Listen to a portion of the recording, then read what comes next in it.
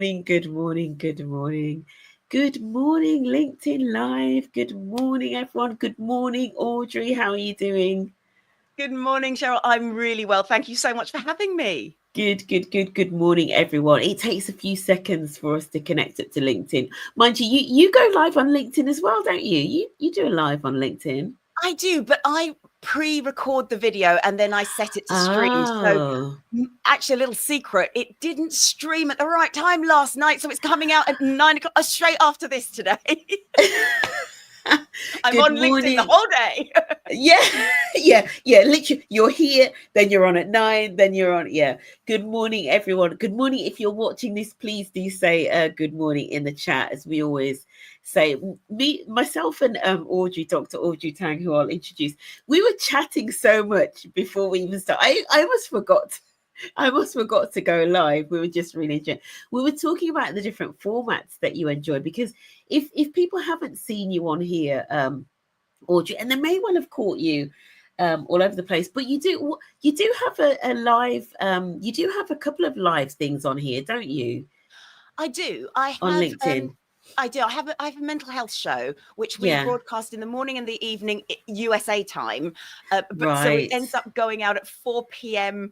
GMT on Thursdays Yeah. and then 4 a.m. in the morning on a Friday. Wow. But as I said, because it didn't run Yeah. correctly, I've rescheduled that particular one to go Okay. off at 9 o'clock. But that's a studio-based show, and we have a wonderful. Oh, I'm trying to get you onto it, Cheryl. Wonderful practitioners and experts. It's expert-led, all Amazing. mental health and well-being. Amazing. Fantastic. And we've got a few good mornings coming.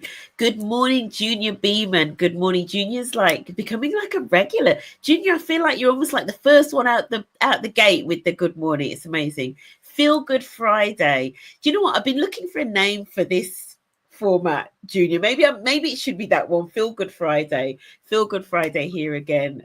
Good morning, Junior.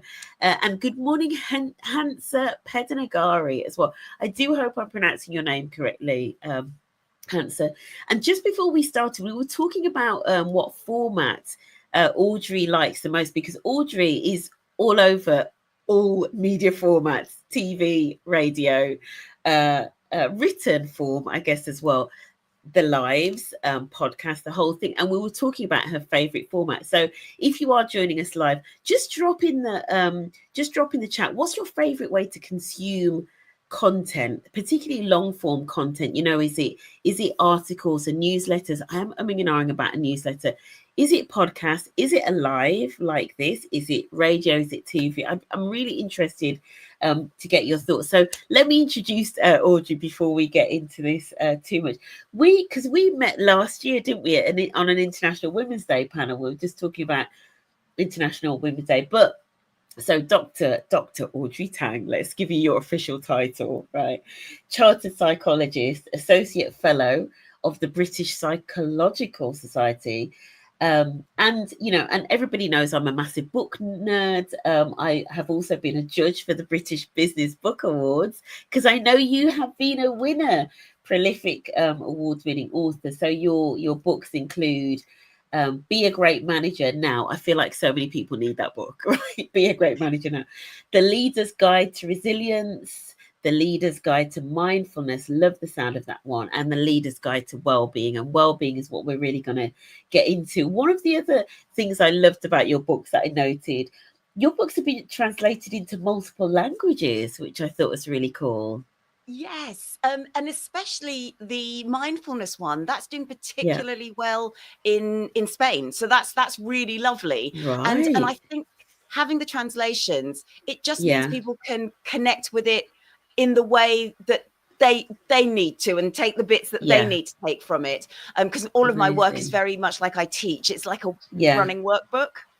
Yeah, amazing, fantastic. And as I said, you're also in the podcast space. So, creator and host of Retrain Your Brain podcast series, the Wellbeing Lounge, Hack Your Happiness, and you regularly feature as a psychology expert on all sorts of things across all sorts of platforms, contributing regularly to BBC Radio, The Guardian, various other podcasts. You can catch Dr. Audrey Tang, basically anywhere. Junior has said here, the pandemic destroyed your attention span. So short and snappy content. It's really interesting. I'm actually talking at the moment to TikTok Live about doing some stuff on there. So who knows? Who knows? We will see. I may well get over onto some of the short and snappy content. Audrey, it's absolutely amazing to have you on this. Thank you for joining us. No, thank you for having me, because it was so great to meet with you at the International Women's Day event, and you were just so fascinating to listen to. I was just fangirling, so it's very exciting for me to be here. It's amazing. The fangirling is mutual, believe me. We love some fangirling on a Friday, right? So let's get into this. We're talking about what the topic of well-being and leadership. So your background is psychology, right? So tell us, how did you make that transition into the area of kind of like well-being, and then the link with leadership? How did that come about? I was trained as a teacher. That's my qualification. And I was teaching psychology and drama. Then I had an opportunity to go and do my PhD.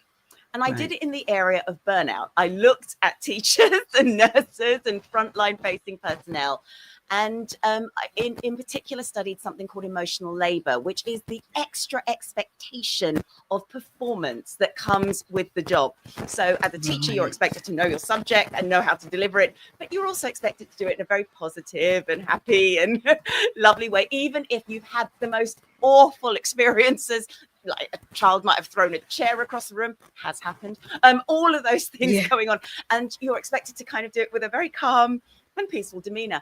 It's that element that I found was causing the majority of the burnout, not the fact that, yes, you're going to face challenging situations. You're going to struggle with some of the material, perhaps. Same with nurses. You know, things will happen. It's very challenging emotion to be on a terminal ward, for example, but that extra performative side of things, which isn't recognized all the time, nor necessarily supported, that was what was causing the problem.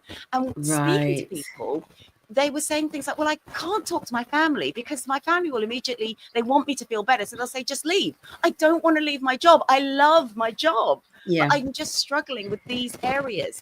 And so it's that brought me into the whole sphere of well-being. But of course, well-being kind of starts from the top. And what I noticed in my PhD was you can have this really vicious cycle where the manager is demanding this from the employee, and the employee then not so much takes it out on the client, but then struggles to deal with the client, and then the client goes back to the manager. But you can also change it to a virtuous cycle where if the manager supports the employee is going to give a better overall performance, and the client's going to be happy, and so on. I love that. Honestly, when you said the word emotional labor, my radar, like my spidey sense, people might have seen it. I was like, ding, ding, ding. Because here's the thing, I'd never heard emotional labor described as you've just described it. And it makes so much sense. But it's a term that I've heard. And I tell you where I sort of like use it, but maybe I've been using it out of context. So I do a lot of work with employee network leaders. So the people in organizations trying to make change, you know, maybe they run the women's network or the Pride network or the Rainbow network, as I know, for example, Junior does. And so when I talk about emotional labor with, for example, that group, I talk about the fact that, say, for example, with the women's network, and you've got a woman running that, there's the emotional labor of, you know, almost like being attached to that work in terms of, you know, your own experience, maybe your own trauma, etc., and almost like, you know, fighting for the rights of that while you're also having to do that work. And that's kind of the, you know, where I've sort of seen this. Does that make sense? Yes, am I using it out of context, or is that still part of what you would call emotional labor? That's still part of it. In fact, it's the more nuanced, deeper part of it. So just in definition terms, Ali Russell Hochschild would have said, because she came up with the term in the book The Managed Heart, that it is just that added extra that is expected of the role. But then take the word expectation all kinds of things. Expectation you place on yourself, expectation your culture places on you, expectation the organization places on you, and so on. So you can definitely dig deeper. But in summary, just in terms of what is emotional labor, that was what she described. It was the extra that you do that is unpaid. Oh, honestly, I feel like we need a LinkedIn Live that literally just delves into emotional labor, because the way that you just described, I've never come across that like official definition, and incredible. Like, I will literally be Googling that after the show. Ali Russell Hochschild is her name, and the book is The Managed Heart, is where the first use of the Managed Heart. Amazing. I'm writing that down now. Good morning, Martin. Martin has put here, and Q-led, I don't know, that maybe needs an edit, with intersectionality, such as if we are disabled and neurodivergent, I'm both, it can be very draining. So we're talking here again about the emotional labor. Minority taxation, cultural tax, as well, is what Martin's adding on.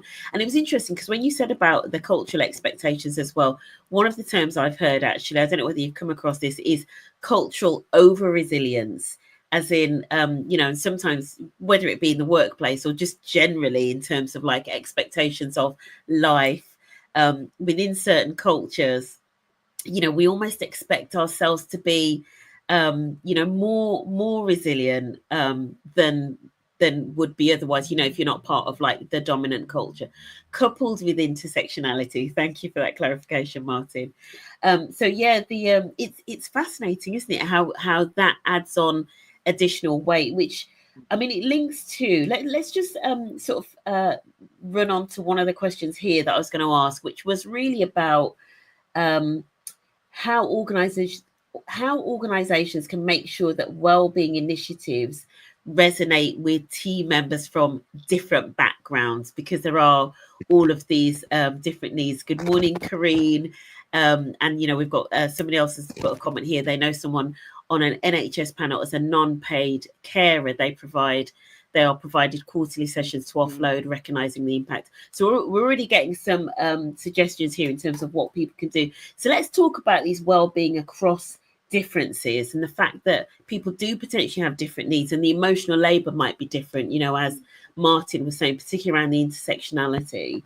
What are the ways that organizations can make sure that well-being resonates across everyone? Is listen to people. And when you have these surveys, it's not just enough to get people to respond. Read what they say, actually think about it, and recognize that different perspectives will have different upbringings, understandings, and so on.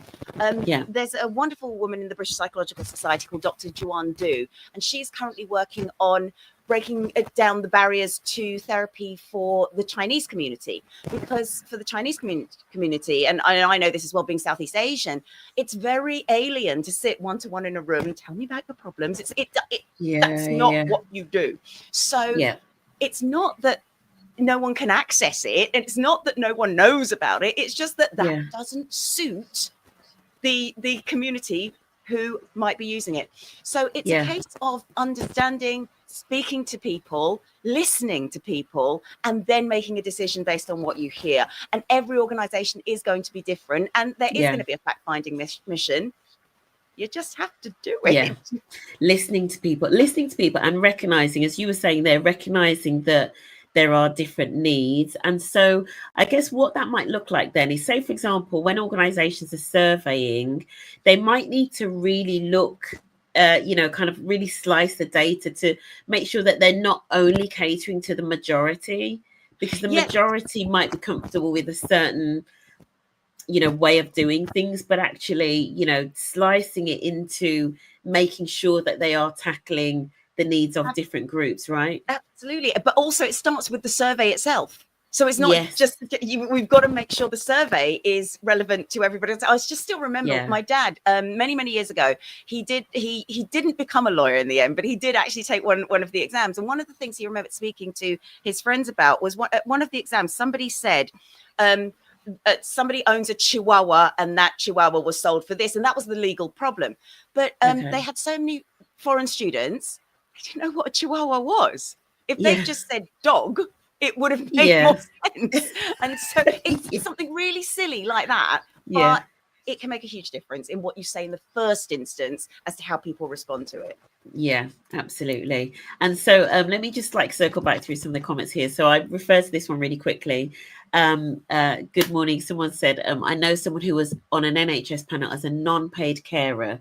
They are provided quarterly sessions to offload, recognizing the impact of being in an emotional space. So that's one of the ways that organizations can provide support.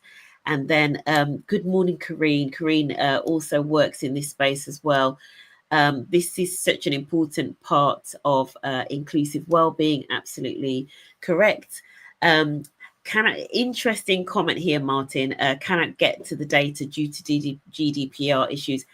It is definitely a challenge, especially in some European organizations. GDPR, there are always workarounds, but it can be challenging, Martin. So thank you for calling that one out.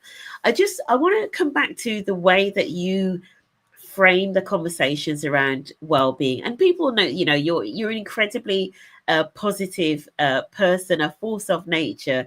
And I know when we were thinking about this as a topic, and I was talking about the title, I was like, should we talk about burnout and this, that, and the other? And you were like, can we talk about the more positive aspects of well-being? So there is something about kind of flipping the script, and rather than organizations only focusing on stress and burnout, which we do know is a massive issue, how can organizations look at this more positively and more proactively? So how can organizations proactively improve well-being such that they're not kind of just waiting for everybody to be stressed and burned out, right?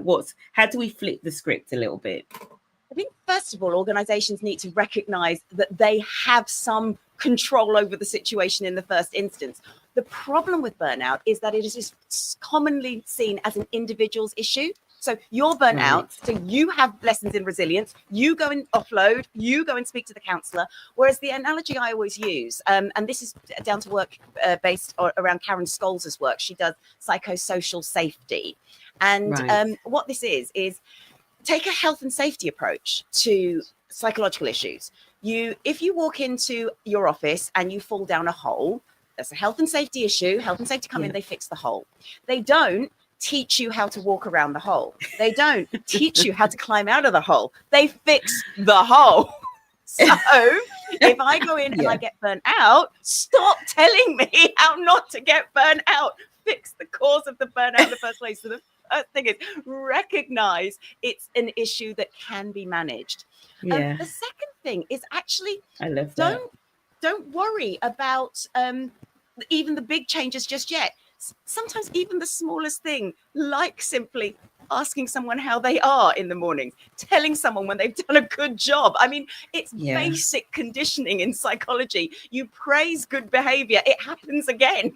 So it can be as simple as just looking for that positive thing, not in I read a book and I was told to do it kind of way. Because I still remember when I was a teacher, we had an open day, and the praising, it just ended up feeling a bit like, oh, thank you for wearing that tie. Thank you for showing up. No, please find something significant, point that out and celebrate it. Yeah. I love that. I mean, the way that you framed it there in terms of, if we look at it in the same way as health and safety, so it is around creating a safe environment, right? To creating an environment where people can be well, can have really, really sort of positive well-being. Martin's added into the conversation as well, developing personal holistic 24/7 well-being plans. I love that. Love the sounds of that. Can I pull something out on that one? Sure. That is something that people are looking at the moment, is to have that kind of well-being plan added into your 360 appraisal. And it's just as an added extra. Some places are doing it, not to make it feel like, oh, now you've got another thing to worry about. But as a bit of a check-in, and also to get you to think about, well, what works for me? How do I know when I'm getting stressed? What's the best solution for it? It gets us self-reflecting as well. So I'm not saying we have no individual responsibility, but it's a responsibility of everybody. Yeah. I love that. Do you know what that reminds me of as well? And Martin has said mine have got some great templates, and linking to that, Martin, as well, because I know that I know that when it comes to mental ill health, you know, so on the spectrum, you know, you've kind of got there is a spectrum when it comes to mental well-being and mental ill health, but I know that there are sort of go between the two. We're never amazingly healthy, you know. It's not like that. And certainly for people that are on the further end of the spectrum in terms of serious mental illness, there are templates that they can get around, you know, managing signs and symptoms, almost like an action plan, you know. So how do you spot when your mental health is deteriorating? What's that care plan in terms of who do you take?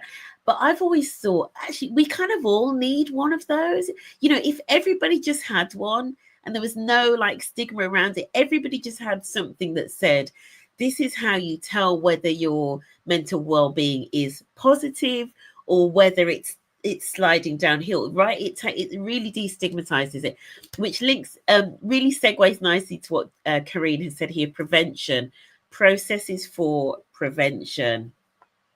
Absolutely. Yes. Yeah, absolutely. The way, I mean, to use another analogy, we recharge our phones when the battery's running out. It's the same thing. If we can recognize what it is that drains our battery or when we need recharging, then it's as simple as that. It's the same sort of, and there's no shame in recharging. In actual fact, I've noticed some people now are putting on their out of office things like, I'm out of the office because I'm in wherever, taking a leaf out of my own self-care book. I'm taking time for, you know, good for you. Yeah, absolutely. Oh, I should do that as well. Yeah, absolutely. And Junior has said here that he's going to use that hole in the floor analogy. The hole in the floor analogy, the emotional labor. We're gonna have a follow up on that, most definitely. And Martin, who has mentioned the Manual of Me, which I know, I don't know whether you've come across that. I'm guessing you have, Audrey. The Manual of Me, especially around neurodivergence as well. So people understanding, you know, how we work, our preferences, all of that, you know, linking into. As you say, you know, our 24/7 wellbeing plans and all of that. Yeah, lots of tools and resources now, actually, because the question obviously was, you know, what is it that organizations can do? And we talked about, you know, fixing the hole in the floor. So lots of tools and resources that can be put in place before anyone's anywhere near burnout. That's the key, right? Prevention, as Karine said as well. 100%. Yeah, amazing. Let's just talk a little bit about measurement and what is, I don't know whether this is something you've come across, but obviously you know, what gets measured gets done, right? Or what gets measured gets managed. What are some straightforward ways that organizations and or leaders can tell if what they're doing is making a difference? So how do they, you know, because it would be quite easy for organizations to start, you know, yoga classes on a Tuesday and chair massages on a Wednesday and free fruit Fridays, right, and all of that. So you sometimes see that, you know, it's like throwing spaghetti at a wall and seeing what sticks. So how can organizations, you know, really figure out what it is that's making a difference and then really sort of hone in on those things? I think most people already know to you know, measure uptake, measure self-reports. That's quite a common thing. But actually, for me, the biggest thing is try something, but actually give it a decent amount of time to stick. Not forever. You know, if people really aren't taking it up after, say, 8 weeks, probably it's not going to work. But don't suddenly go, oh, well, let's do yoga Fridays and do it for 3 weeks. Oh, there's no one here. Let's cut yoga Fridays. It's not a long time to actually work things out. What you really need to do is, whatever measurement you're using, what does success look like to you?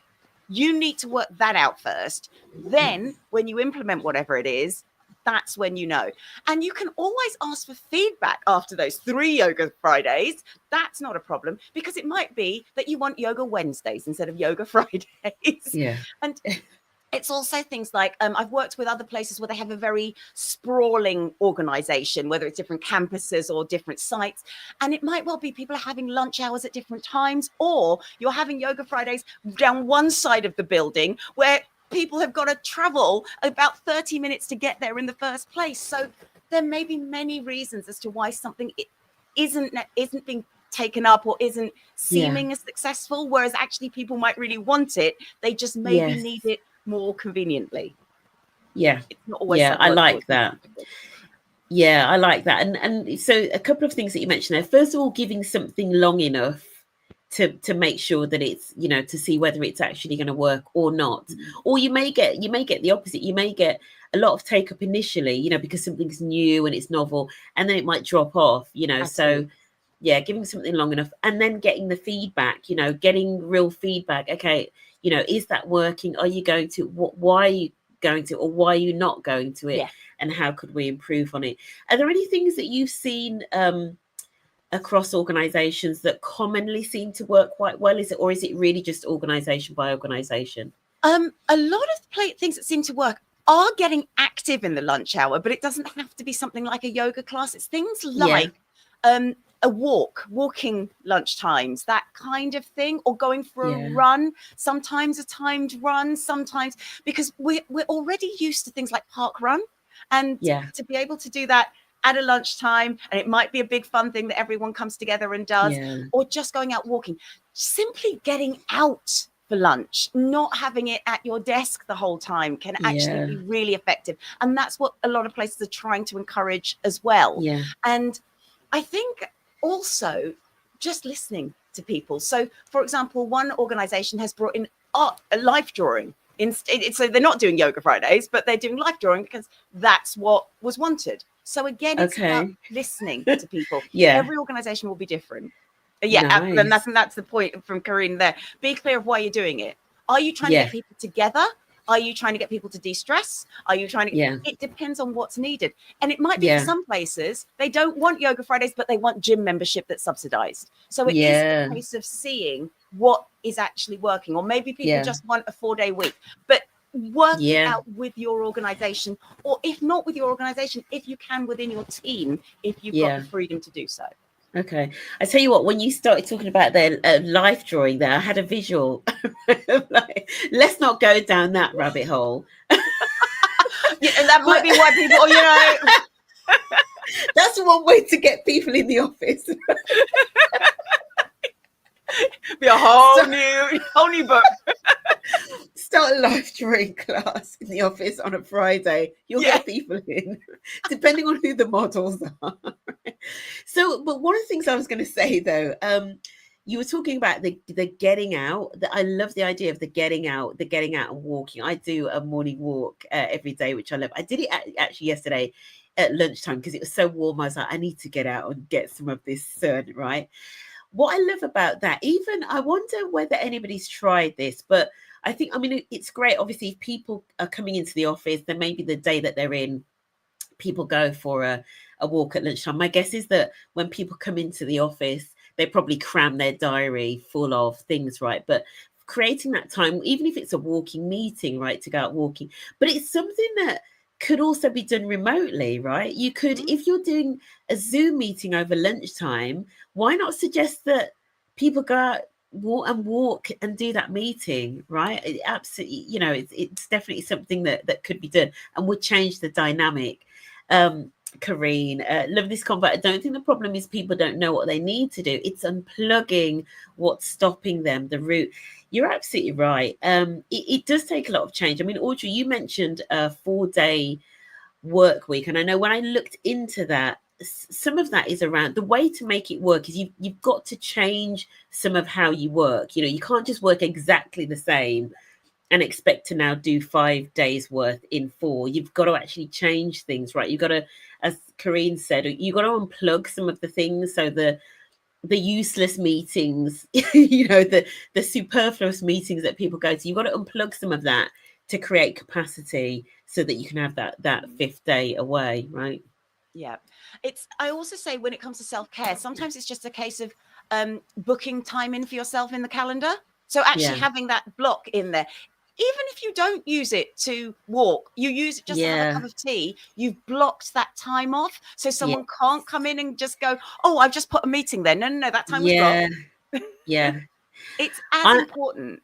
Absolutely. I'm all about the blocking time, you know. Do you know something I've noticed? I don't know whether this is something you've noticed, especially with self-employed individuals. A lot of people who are self-employed keep their calendars clear, or at least try to, on a Monday and a Friday, right? I've come across a lot of self-employed people that do that. And I was talking to somebody who works in an organization, big professional services firm, one of the big four. And I said, I've come across more individuals who are entrepreneurs who do this.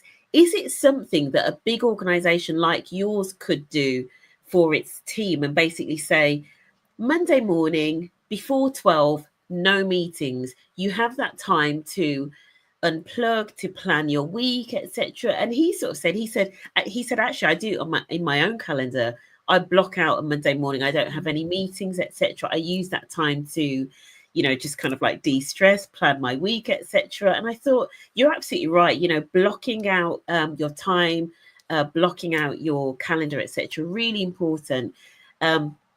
Karine is dropping a few gems here in the chat. So I've been using the analogy of taking out a mental wealth insurance and what you need to deposit in your day and what is being withdrawn out of your account. That's a really good way of thinking of it, Karine. Mental wealth insurance. Micro habits also work too. Micro habits help if you add them up throughout the day. Micro breaks, absolutely.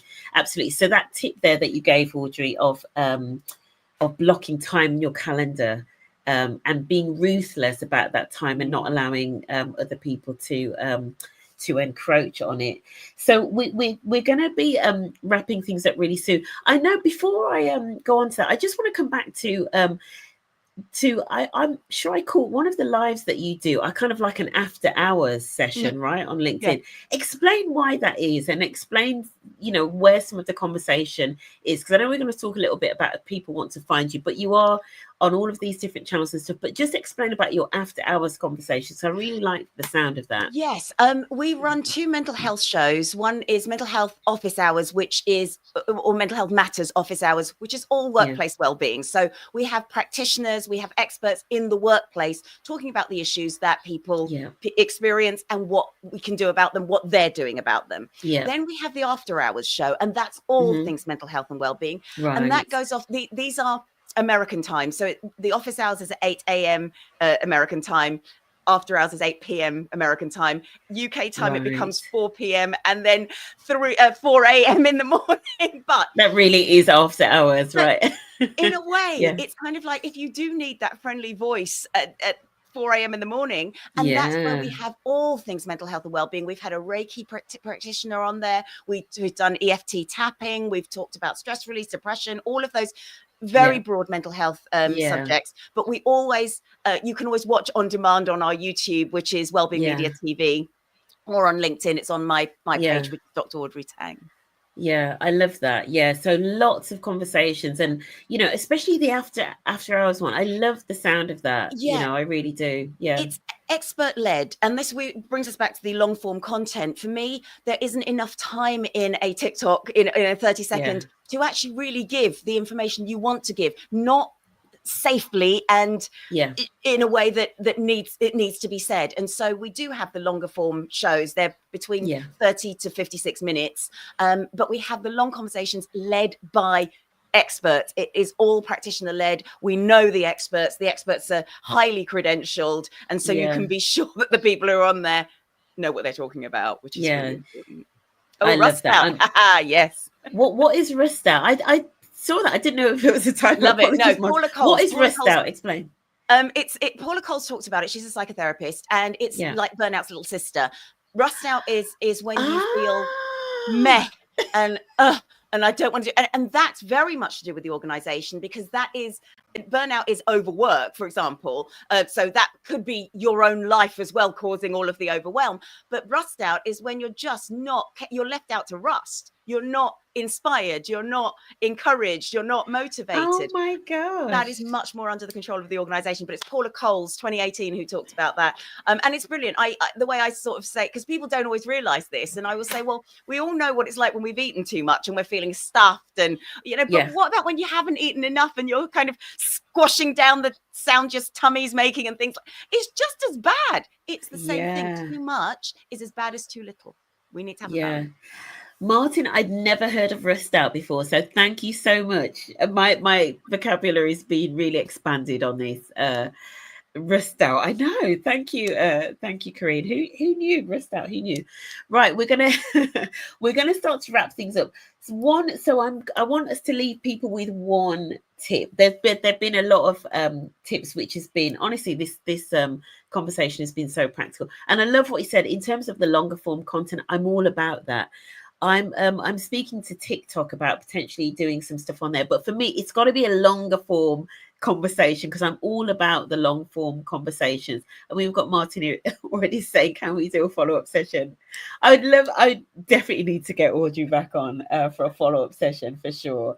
So let's just leave people with let's just leave people with one simple well-being practice that either busy leaders or organizations can implement today, that either just help them in terms of their own well-being or their team's performance. What would be one thing that you would want to leave people with? This is the most important thing that has come out recently from the University of Zurich and LSE. They've researched this.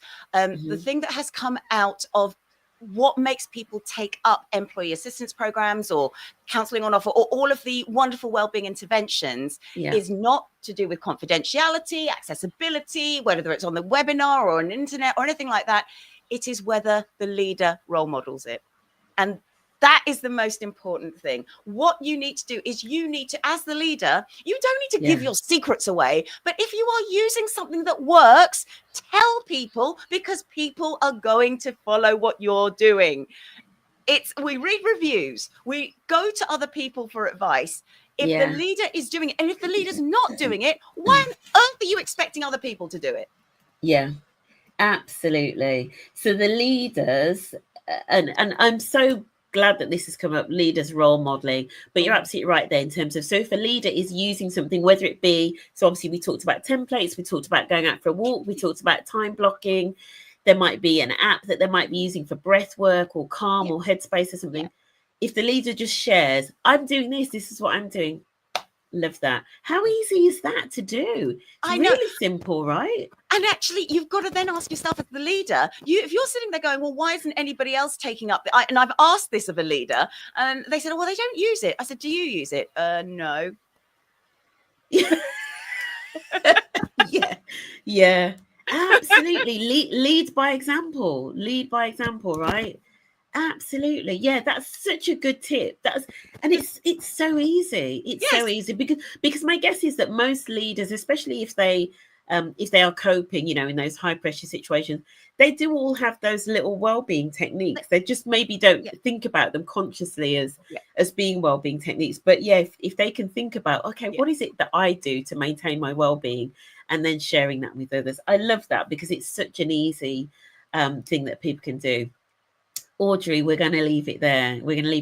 Where can people find you if they want to connect with you and listen to more of your goodies, your gems? Yes, you can. Probably my website's the easiest place to find everything about me, which is www.draudreyt.com. Please don't confuse me with the Taiwanese digital minister. She's also Audrey Tang. I am not her. She's not me. We do work as each other's PAs, though, because we have been confused enough times. It's more really a problem for her than me because, she's amazing. I'm so sorry. Me again. Yeah. So, please don't confuse us. That's like when you have somebody at an organization who's got the same name as you and you get their emails and things. draudreyt.com. Okay, love it. So and I honestly check out Audrey's work. Obviously she's got all of those amazing books if you want to find out more, and definitely check out the LinkedIn Live videos and you can find those on YouTube as well, right?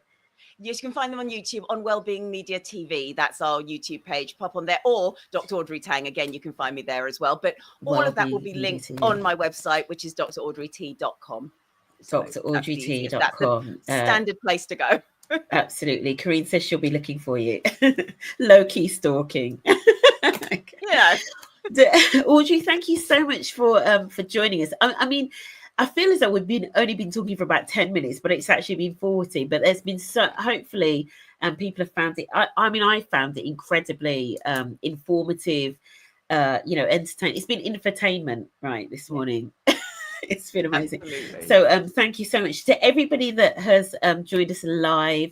Thank you so much. I know that the person whose name didn't pop up was Lisa McKindo.